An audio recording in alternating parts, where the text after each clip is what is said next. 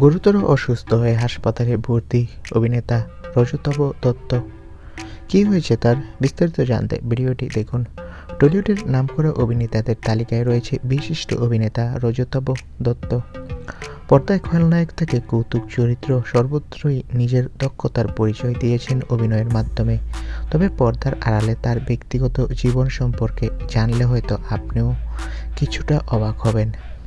অল্প বয়সী বাবা মাকে হারান অভিনেতা। ছোটবেলা থেকে ডানপিটে স্বভাবের জন্য শিক্ষকদের কাছ থেকে মার পর্যন্ত খেয়েছেন।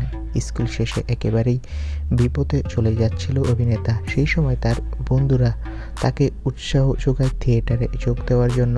সেই সময় থেকে মন থেকে তেমন ইচ্ছা হয়নি অভিনয় করার।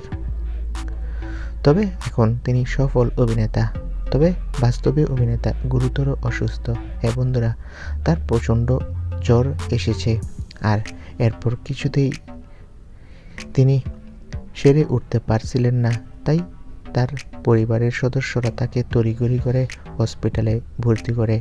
আপাতত অভিনেতার অবস্থা আগের চেয়ে কিছুটা ভালো।